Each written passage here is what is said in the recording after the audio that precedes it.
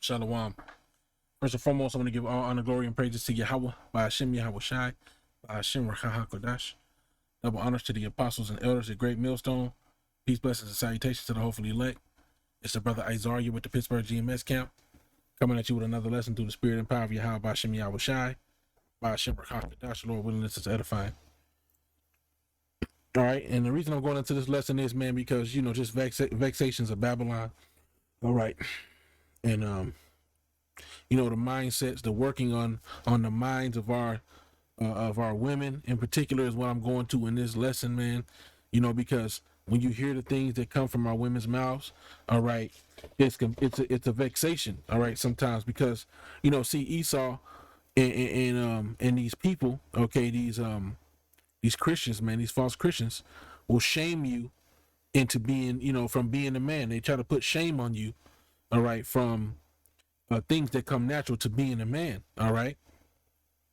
Now, you know, the Most High requires temperance of us. So I'm not saying that men should just be allowed to just go out there and just have a frenzy of, of sex or whatever the case you know, whatever the case may be. You know, there's things that are definitely going off, and it's better if a man is supposed to have temperance, okay, in this truth. All right. But being in the flesh, all right, men have different desires. And one thing about it, even if you have a man who chooses, you know, because it's not a sin, but if you have a man who chooses not to sleep with another woman, even those men typically will still look. Now, there may be some men who will say that they don't look, and maybe they don't look. I don't know, you know, but the point is, the majority of men do look. All right. But women will even have you in this status of trying to make you feel bad, or even about looking, or even will leave you, okay, or say they're going to leave you, or whatever the case may be, if you look. You know, in this society, it's just completely off. Okay, for a woman to tell you what you can and cannot do with your eyes and feel justified that she can leave, or she can do something else, or to even make an example to say, oh, well, you wouldn't like it if I did that, you know. That whole shit is a vexation, and it's completely off and wicked. All right? There's no 50-50. And we're going to get that in the scriptures. Let's read this first. Isaiah 3:12 says, as for my people, children are their oppressors, and women rule over them. O my people, they which lead thee cause thee to err and destroy the way of thy paths. Okay, and in the society, there's a woman rulership, queen of heaven, all right, thing going on. All right? I want to get this first, 1 Corinthians 11, because you have these women out here, and you see it on Kevin Samuel's show, where there's all these women that are saying, like, oh, I deserve a high value man to be only with me, and so on and so forth. Now, like I said, you know, men in positions in this truth, all right, in positions of power, in positions of responsibility, all right, have to, you know, make the decision. If they're truly dedicated to this truth, they make the decision typically, all right, to be with one woman, because it's efficient, you know. And the scriptures even talking about a deacon, okay, a deacon or a bishop it's a requirement that you only have one wife, so that you may attend unto the church. That's a lot of responsibility. A lot of questions get answered. A lot of time has to be dedicated to dealing with brethren, counseling brethren, and handling things that pertain unto Yahweh B'Shem Yahweh Shai. You don't have time for all these women and their emotions and helping them feel good and whatever the hell comes, you know, with that. All right, that trouble in the flesh that comes with having a wife. Okay. So let's read this, 1 Corinthians 11, all right? And let's just start at verse 8. It says, for the man is not of the woman, but the woman of the man, okay? So the man is not of the woman, but the woman of the man. You were of a seed that came out of a man, okay? The woman is the ground, the man is the one who plants the seed. Neither was the man created for the woman, but the woman for the man. So a woman was created for the sole purpose of being with her husband. That is the reason why women exist, okay, is to be there to help their husbands and to be comfort for their husbands. But in this society, you have it where women feel like they can do their own thing. You see, you have it where women feel like they can live their own lives. I have my own life. Your life was either dedicated to serving your father in the things that he requested and required of you to do, or serving your husband, Those are the two options. And if you were widowed, then you would do those things of serving the church. All right. But those are the only three options for women. There wasn't no just, I'm going to be me. I'm going to do me. I'm going to live my life. Who going to check me, boo? I'm going to do what I want to do. That didn't exist. That doesn't exist. And that's going off. All right. And then, furthermore, a woman is not supposed to be jumping up and telling a man what he can and can't do. You see, that's not how it's supposed to go. You just telling the man what he can and can't do, and you threatening, oh, I'm gonna leave if you see what I'm saying? That shit is out of order, man. 1 Timothy 2:12 says, but I suffer not a woman to teach, nor to usurp authority over the man, but to be in silence. Now let's get the word usurp, just in case somebody doesn't understand what usurp means. Let's get usurp. Move this.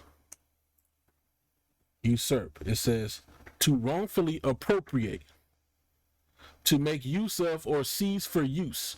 So you're seizing or your use of authority over a man.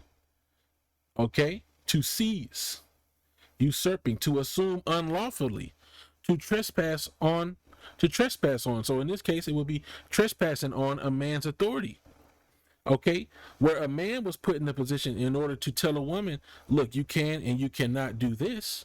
Okay, whereas women put themselves in that position and say, you can and you cannot do this in this day and age. A man can have a whole ass argument over something that shouldn't be an argument. You see? A man will get whole ass, oh, I'm gonna leave, I'm gonna do all this, and it's like, that's not your right to do that. You see? Ephesians 5:22 says, wives, submit yourselves unto your own husbands as unto the Lord.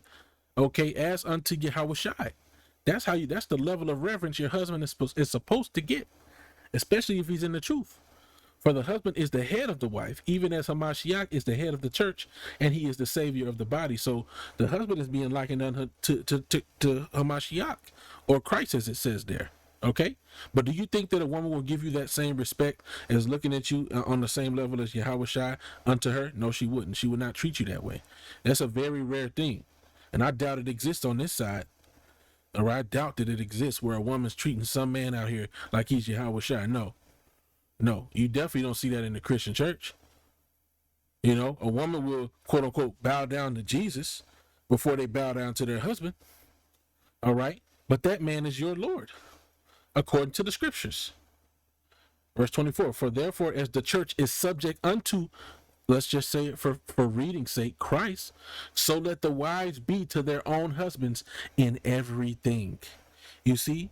So we're supposed to follow Yahushua in everything that he says we have to do. And we do that to the best of our abilities. Salakia for that burp. All right. We do that to the best of our abilities. But a woman, if there's something she don't like, in this society, she's allowed to say, well, I don't like that. If you keep doing that, I'm gonna leave you. You see what I mean? That shit is off, man. And I know that the way I'm speaking is gonna bother some people. Okay, but it's just the facts. You see? And see, whenever a woman hear these type of facts and they start getting butthurt, then they start trying to find other things they want to pull out. Well, this and well that. We're talking about what the Lord have laid out. Y'all still believe in this Babylonian mindset of a 50-50. You'd be hurt if a woman did that. You'll be an adulterer. The difference between a man looking at a woman and saying she's fine or whatever, and a woman looking at a man and saying he's fine is the man, if she's not married, that's looking at that woman, he's not doing a sin. But that woman, if she's looking at another man, she is committing adultery. Now, if that man's looking at a married woman, then yes, he's committing a sin. But if he's looking at a single woman, he's not committing a sin. You see, even if he were to pop her, that's not a sin. But you, on the other hand, woman, if you go out and you get into another relationship, especially knowing better, knowing the truth, then that's a sin for you.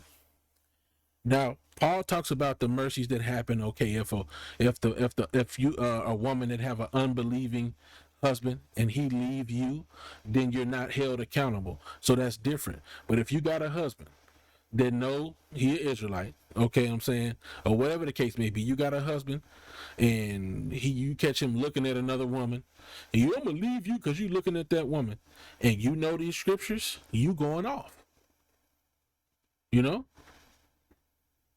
And it's just a lot, man. You know, you even hear a woman say that a man looking at another woman means that he's unhappy. Men don't work like that. That's not how men work. I don't work like that. I don't know men that do work like that. You know, now maybe there's some men out there that's, you know, I only have eyes for you or whatever you know what I'm saying? Maybe that exists. It might do. But in the kingdom, men are going to have multiple wives. So all that I only have eyes for you, I'm a one woman man, that stuff is out because we're going to have to repopulate if we be of the elect. You see? So, you know, anyway, man, I'm really not trying to cause any controversy, but it's just a vexation, man. It irks your soul, man, for these type of things to happen, man, you know, to go down, for you to experience or even see these things. It makes you, it pisses you off, because it's like you go through all this bullshit over something that's not even considered a sin in the eyes of the Most High, but here it is. It's like you fucking set off a nuke, you know. It's like you started, you know what I'm saying? It's like the worst thing you could have ever did. All hell's breaking loose over something that the Lord ain't even looking at the same direction. You know? It's too much. But trouble in the flesh, right? Scripture say the contentions of a wife are a continual dropping, and this is just a part of it. Okay? Colossians 3:18 says, wives, submit yourselves unto your own husbands as it is fit in the Lord. Husbands, love your wives and be not bitter against them. Why does it say don't be bitter against your wife? Because they're going to do some shit to make you bitter. Because women are bitter creatures. You see, women are very bitter creatures, and they get it. And when the emotions kick in, there you go. You know, the scripture say I found more bitter than death, the woman. You see? Women, 1 Peter 3:1, likewise ye wives be in subjection to your own husbands, that if any obey not the word, they may also without the word be won by the conversation of the wife. You see? And see, this is the thing about it. It says, while they behold your chaste conversation coupled with fear, whose adorning let it not be that outward adorning of the plaiting of hair and of wearing of gold or putting on of apparel, but let it be the hidden man of the heart, in that which is not corruptible, even the ornament of a meek and quiet spirit, which is in the sight of the Most High a great price.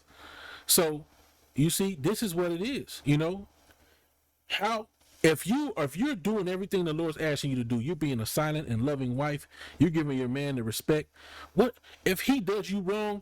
Then he is the one that's going to get in trouble. He's the one that's going to have to pay. If the Most High feels like, yeah, what you did to her is fucked up, blah, blah, blah. That's up to the Most High to judge. But see, when you're not doing that, when you're just doing whatever, or you just, you know what I'm saying, you being disruly and out of order and just doing your own will, there's no guarantee you'll get the same protections. You see, when Susanna was about to get raped by those two men, or they was trying to accuse her and they was about to put her to death, she was doing what the Most High would want her to do, and so she didn't have nothing to worry about.